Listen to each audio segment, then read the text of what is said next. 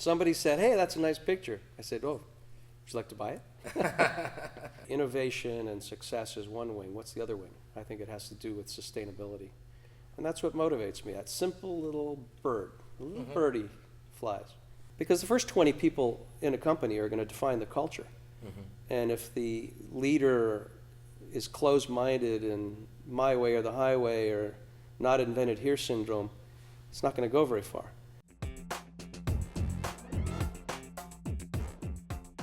Serial entrepreneur, Roger Lang.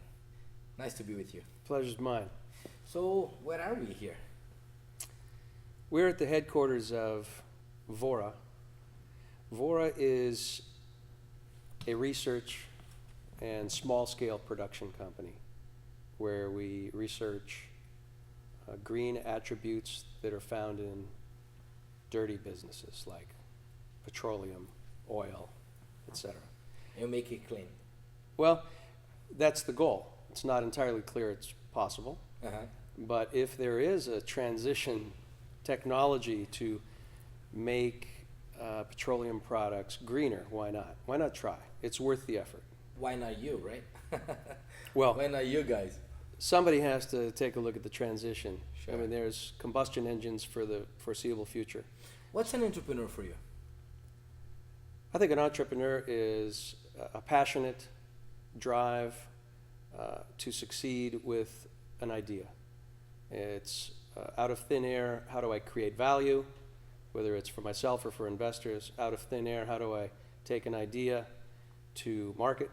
How do I create a path of innovation so that it can build upon itself and rebuild itself and recalibrate? It's a willingness to take risks. It's many things wrapped up in one beautiful French word that the world has borrowed. How old were you when you find yourself an entrepreneur? Oh, I think I started a photography company when I was 10. Wow. And it was called Skyfire Studios. And I took some, silly pictures and tried to frame them and sell them at the local hospitals and things like that. But that told me that I could be more in control of my own destiny than maybe otherwise I would have thought. Did you already knew what an entrepreneur means at that time? No, I had no idea what the concept was. You just follow yourself as an entrepreneur. Somebody said, hey, that's a nice picture. I said, oh, would you like to buy it? And I went from there. Is there, or actually, was there a time that you were being an entrepreneur and you say, you know what, with this spirit and with this mindset that I have and all the lucky that I have, I can do things better for the world? I think that entrepreneurship without a social or environmental conscience is would be a waste of time for me. And it would be driven strictly by the fascination of innovation rather than the application of the innovation. So I think in my case, the pursuit of green and innovation go hand in hand. I see them more as two necessary wings of a bird. A bird's not going to fly if it only has one wing. Okay, innovation and success is one wing. What's the other wing? I think it has to do with sustainability. And that's what motivates me. That simple little bird, a little birdie flies. Your first time that you said, oh, I succeed. So I was an undergraduate at Stanford University at the time when PCs and the first Macintoshes and the IBM PCs, the junior PCs, these were all coming to market. And back on the 80s, let's say, maybe 70s. Yeah, this was 81, 82. And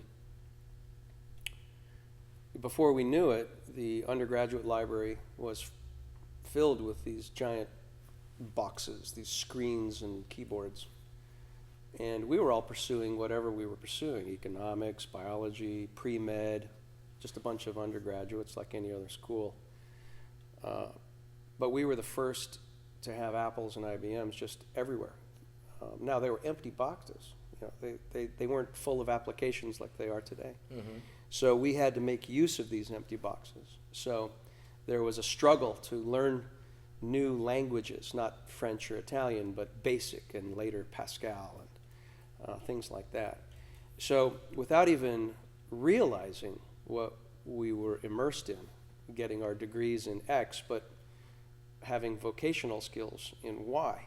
We were the first generation at college getting discernible vocational skills that were tangential to our degrees. My degree was in anthropology. I studied sort of equal parts natural sciences as well as social sciences. I did okay in math, but it wasn't my passion.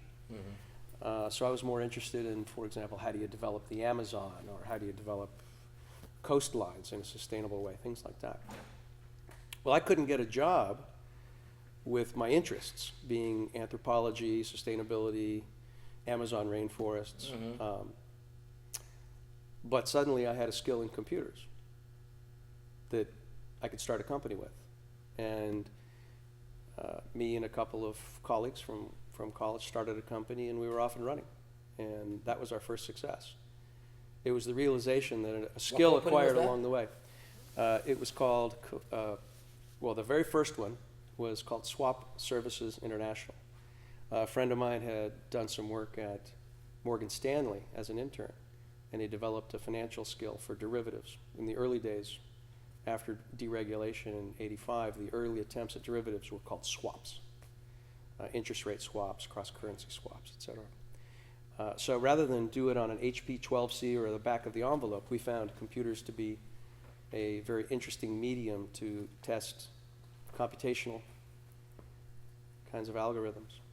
So then it was beyond all of our reach, and so we went out and hired a professional programmer, and then came the division of labor, and the next thing you know, there was marketing and maintenance and coding and design and skill sets that led to sales and leadership, and before we knew it, we were young 20s scrambling to figure out how you deal with a mini society that was growing.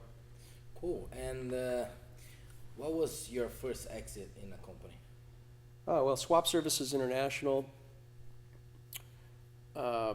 was purchased by some investors, and there was some monetary transaction then. So that was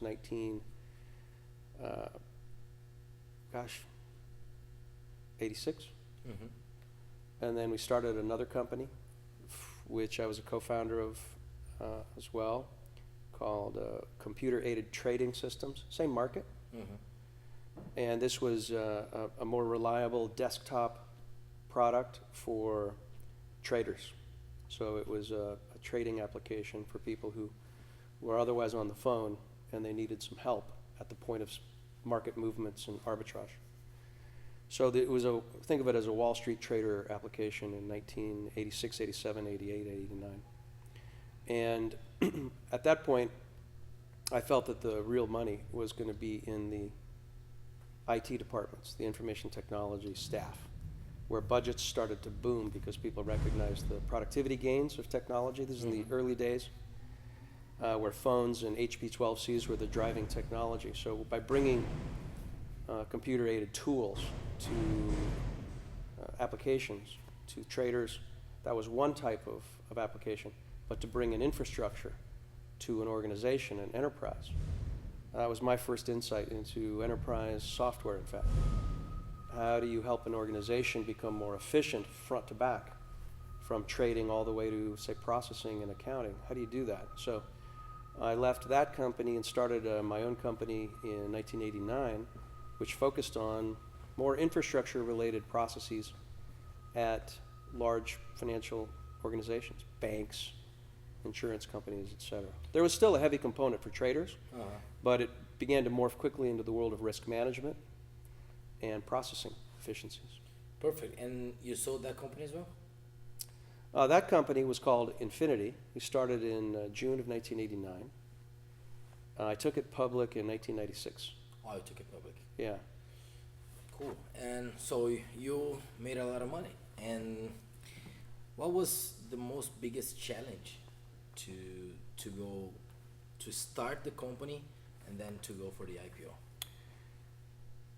The biggest challenge leading up to the IPO was recognizing that my anthropology degree and my official formation, which also included Latin American studies at Stanford, didn't equip me for management, financial knowledge, modeling, accounting. I'd never taken an accounting course in my life.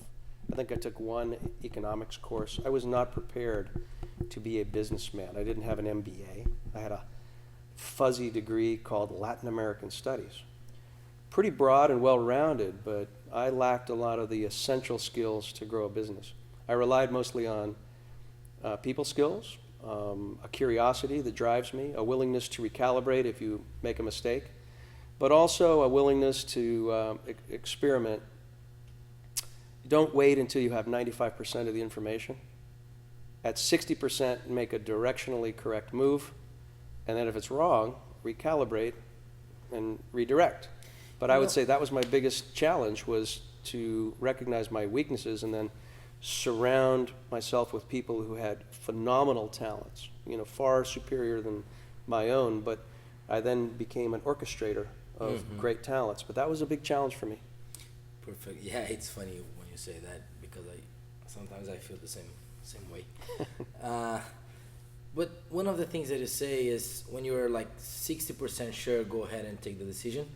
And nowadays, what's the difference between nowadays and like back on 80s to take a decision and to have this 60% of this information? Yeah, I think the world has grown up, at least in the technology sphere. To be an entrepreneur today, well, to be a successful entrepreneur, you have to have the team in place before you can even find funding.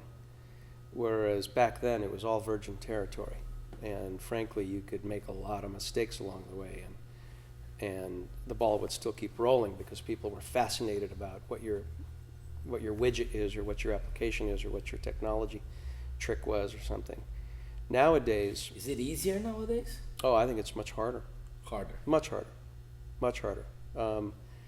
It's sort of like I saw my sons get into universities, and I saw the rigor with which they had to pass their standardized tests, their grade point average, their teacher recommendations, and I'm like, I could never get into Stanford today or USC.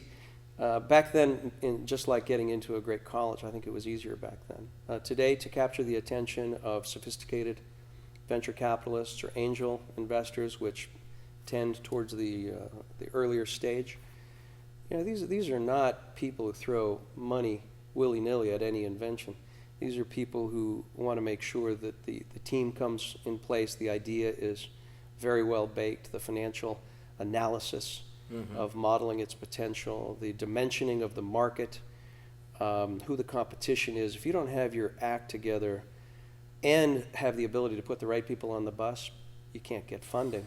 And name a high-tech company that can work without funding in today's day and age. So it's a much tougher day. It's a much tougher time. But also, there's this things happening on the venture business that are venture capitalists are shrinking, and the angelists, the investors, are like growing, because maybe they need less money to invest, or in the companies that work with technology. So what do you think it's happening? First of all, I'm not sure that the venture capital community is shrinking. I would say it's growing, but it's choosing to invest in different kinds of opportunities. The venture capital world that I grew up with translates much more to the angel investor, or the so-called super angels. These are often bands of ex-entrepreneurs who are successful, who can come together almost like a syndicate and put money towards intriguing ideas. Angel investors gave way as well to incubators, accelerators, which really were more, okay, what area is intriguing? Let's place 5 bets on 5 different small teams, and one of them is surely going to succeed if we love this area, this space, this novelty. And then you also have access to 5 teams to fold into the strong one. So it's a little Darwinian, and there still is that side of survival and entrepreneurship at the level of those kind of funded propositions. Venture capitalists I think, have matured and become so successful that the really good ones are also trapped a little bit into their own wealth preservation, and they forget the risks that they took in the earlier days, and they sit on very large boards. And I mean, I have very good friends in the venture community who work at extraordinarily large corporations at the level of the board governance. Hardly venture any longer. It's not them all, not all of them. Another thing that's happened in the venture community is it's been populated by a lot of Wall Street bankers and hedge fund types. And they made a lot of money selling products at an incremental value for themselves. But they always looked at the earlier growth curve of value creation and said, well, if I moved into venture capital, I could have a bigger return. And they come over with that ambition and a lot of financial knowledge, but what they lack is an operational skill set that often in the real early days is essential in order to interact with an entrepreneur who's all about solving today's problem without losing sight of the overall vision.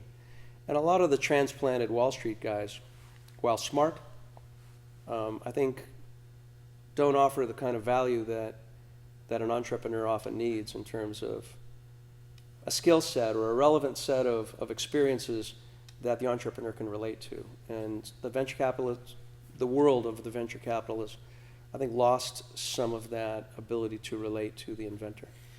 How do you find yourself as, nowadays you're involved in more than 13 companies, right? Yeah, I have a portfolio of probably 15 companies. 15 companies. Vora, where we are today, is one company I'm fascinated by. You know, how do you find a transitional technology in a dirty world that could be greener than it is? Most of the other companies are all in the high-tech sphere, software. And how do you find yourself as an angel investor? Like, what kind of company are you looking for to invest? I enjoy working with first-time CEOs. I enjoy working with engineers who are the inventor, who might not, like I did 20 years ago, 25 years ago, I didn't know what I needed to put around myself in order to succeed. Where were my weak spots? So I enjoy working with first-time CEOs and helping them through, channeling my experiences to them. Say, look, you don't have to learn everything the hard way. Okay, I saw that, or something similar to that, and we can have a discussion where I try to relate to them. It's not just about placing bets with money and walking away. It's about identifying opportunities and personalities. I'm a great inventor without the desire to know where his or her weak spots are is not something I'm interested in investing, because everybody has weak spots, and everybody has to be complemented by putting the right people on the bus if you're going to scale with a repeatable process. So a lot of inventors have I don't need any advice. Well, that's one of your first red flags to say that's not an interesting possible investment. On the other hand, you find people who say, I'm really open-minded and I have this idea. Can you help me? And they're very open-minded, and that's a first sign of a great culture, because the first 20 people in a company are going to define the culture. And if the leader is closed-minded and my way or the highway or not invented here syndrome, it's not going to go very far. But if the leader is open-minded and curious and expresses that, that's one of your first signs that this will be a great culture and has a shot if the product is right and the market is right. Very good, 100% agree. And and how much do you take from the company in percentage when you acting as an angel investor? And how often do you deal with them? Well, so the company where I made my greatest success was called Infinity. I never owned more than 30% of the company. I don't believe in a majority ownership. I think that skews rational decision making. I would rather have a board of directors and everybody with a minority stake, so that who cares where the best idea comes from? The company ought to rationally be able to identify the best idea and have it rise to whatever level it needs to optimally express itself. Otherwise, it can become somewhat dictatorial. Now, having said that, business is not a democracy. That's the famous old saying. So somebody has to make a decision. So a typical week in a company that I'm involved with might be all right, somebody has to make a decision. That'll probably be me or you at the end of the week. So I want all of your ideas by Wednesday, and we'll make a decision on Friday. It's not a democracy because somebody has to do something other than vote, but he or she has to assume the mantle of avoiding stagnation. Analysis paralysis kills a startup. That's why I go back to the 60, 65%. If you have a directionally correct thing, let's make a decision and go. And next week, if we were wrong, we can recalibrate. Get it back. We can recalibrate and maneuver. I mean, it's in many respects, it's a Zen philosophy because there are going to be rocks in the river that don't allow a straight path for the leaf to flow, and you have to maneuver around them, and if you can't, you just crash. Let's say nowadays, because of the technology and the information, your son have a relationship with the Russians or with the people from Israel or Brazil better than maybe you used to have because they are on Facebook. Sure. So what does it mean? Well, the world is clearly shrinking. It's accessible on an ever greater scale, or an ever faster scale. If we look at social networks as the new medium for connecting, then the sky's the limit. You know, it's not just in the 90s, the big VC venture capital desire was just to outsource to find cheaper labor in, say, Malaysia or India or China. Well, nowadays it's about where do great ideas come from? Where are the skill sets? I've been involved in many companies where maybe the best mathematical programmer comes from Russia, but the best server programmer comes from Brazil, and the best creative graphical user interface comes from Malaysia, and the best quality assurance or sort of repeatable algorithms might come from India with a heavy mathematical emphasis. And you can piece that together today to have a virtual team as long as you can stay on top of it on a 24-hour cycle. I've been involved in a number of companies like that. So I think it brings the world closer. I've also invested in companies that have started overseas, and then they find markets elsewhere. I'm currently looking at a company that's doing very emotive discovery in the city of Paris. So it takes search rather than towards a finality of, say, what book title can I find at what price, but it says, what are my options tonight in the beautiful city of Paris, given that I feel a little intellectual, but I don't want to sacrifice fun. What's available? And so there's a Parisian company that I'm interested in. Ethical? More ethical word? Ethics is a line connecting two dots where the individual makes a choice and the society makes a choice, right? Is there more or less truth in advertising today than when we grew up?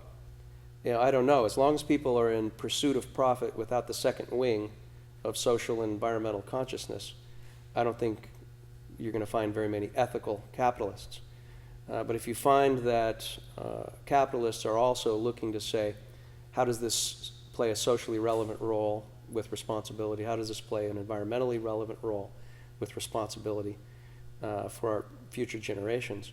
Then I think you can have extremely ethical capitalism on a global stage. I often fear that too much emphasis is placed on regulation. Nobody wants to see a bloated government, but at the same time, if you don't have checks and balances to pure greed, somebody has to step in. And so from that standpoint, I will always choose partners no matter where they're from, Brazil, the Ukraine, India, who cares if they have the same values, temperament than I do. Are we changing and having for the next years a new way of capitalism because of that? Sure. We've gone from so many different types of productivity gains analysis. What's the next big leap? I think there's, the buzzword nowadays is the shared economy. So crowdsourcing of all different kinds of things, from creative advertising to campaigns. So where's crowdsourcing going next? Probably in the funding side. I mean, right now, if your only recourse is venture capitalists and you don't have a team around you that can give perfect financial projections, perfect market dimensioning, perfect competitive analysis, where do you go to get your initial seed capital if you don't have a rich uncle or an angel you happen to know? Well, maybe there's a great idea that can be crowd-funded, crowdsourced. There's an example. That's obviously at the front end of capitalism, and I think it's just bound to change. What's going to get in the way of that? Frankly, all the all the legal documents required to raise money, the securitization processes, SEC regulations. So there has to be a certain amount of infrastructure in place for something like that to mature, but it's going to happen. Cool. Coming for the end of this conversation, unfortunately, I would stay more here talking to you because it's a good thing to learn from. But what are the next big thing coming? Things. I think the next big thing are innovations that much earlier in their life cycle find a giant rocket ship to attach themselves to. In the past, well, there's always been mergers and acquisitions and consolidations and roll-ups. Everybody's done that over the years. I think the real big marriage of giant companies with millions and millions of eyeballs, the Facebooks, the Twitters, the Googles, even the Yahoos if it resurges, but et cetera, the big ones. Where does great innovation find a home in front of millions of eyeballs faster? That's the equation that I am fascinated by on the high-tech front.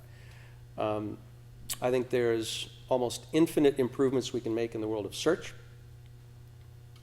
from taking an online to an offline with an emotional gradient. What do you feel like doing tonight? All the way to how we define our one life to live. I don't believe in reincarnation, so what do I want to do with my one life to live? I'm not going to find that on Google. So where does search go? Those are the big questions next. And if I came up with those kinds of ideas, where's the right home for them? Well, maybe better at home on top of millions of eyeballs than trying to manufacture millions of eyeballs from scratch where I don't have the marketing dollars to capture people's attention. So the marriage between today's innovation, even at a large scale, and those which are already established is, I think that's the ripest place to be from an angel investment standpoint over the next 10 years. Very good. So Roger, we are here in this company, and I cannot live without talking about clean energy. What do you think it's going to happen? What's happening? What's going to happen? And are we solving this problem? It's going to be a series of transitional steps. There is no silver bullet to solving energy consumption in a clean way. If it all goes electric, like the Tesla, okay, where's the electricity coming from? Hydroelectric that dam up our rivers and streams. On and on and on. You can always point to some cost, some environmental cost for the production of energy. I think that let's talk about natural gas exploration in the United States as an alternative to oil for combustion engines. Compressed natural gas is probably one of those transitional technologies. Is it perfect? No. But does it burn cleaner? Yes. Do we have all the answers, what fracking does to the substrata? No. But it's cleaner than oil. It makes us less dependent upon potentially volatile sources of oil around the world. And I think we have to do a lot more work in those kinds of transitional areas. I mean, the U.S. has, for example, I think something like 100 years of reserves underground of natural gas. That sounds like we could create at least a self-contained economy without having to worry about whether our source of oil, which is creating emissions and part of a volatile framework of the world's oil suppliers. Okay, well that might have some advantages there, but then we really need to look at, does the substrata of fracking commingle with our aquifers? What does that do potentially to long-term water sources? What does that do if it bubbles up to the surface to the health of the landscape, where we need to grow arable crops and hopefully leave some wildlife kingdoms as well with open space. But there's always going to be a sacrifice somewhere, and so I don't really see it as a possibility in our lifetime that we're going to solve it. I think it's a series of transitional steps that hopefully are ever more conscientious, hopefully are ever more sustainable in that path. Maybe there's going to be a cold fusion of the future that makes us all be very proud of the fact that we're human beings, even more than we are today, but it's probably a long ways off. All right. Okay, so we're in the end. So short questions for short answers. Okay. Okay, family. Well, I've raised two beautiful boys, and I enjoyed being a family man.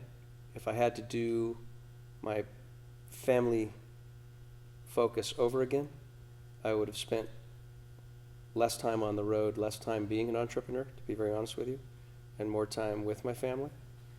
But there's been a lot of time to catch up, and we make the best of it now. How about you? I'm supposed to ask the questions here. All right. No, but family for me is the first really important thing in life, and I can tell you that I'm very, very, very, very lucky guy, because I have the most beautiful family in this earth, and I'm here today because of them. I'm here today because of my parents, my brother, and yeah, they are everything for me. Yeah. So when I talk about them, I miss them, right? Yeah. I'm here in Silicon Valley, they are in Brazil, but yeah, I miss them. Yeah. So let me go back with you. What about what are we here? So I said family, and now innovation. I mean, it doesn't matter anymore. Actually, family matters everything. I think family's Thank you. family's at the core of everything. Yeah. I agree with that 100%. And I define myself first and foremost as a family man and a father. And as we started out this interview, you asked me how did I get started in interests in the Amazon. Well, it had everything to do with my parents, who said, Roger, look at science, look at biology. If we're not careful, we can damage the world's treasures. So somewhere along the lines, animal rights becomes part of your world. You know, I don't want to see the jaguars, the onça, disappear. I don't want to see the macaws and the parrots of the Amazon disappear.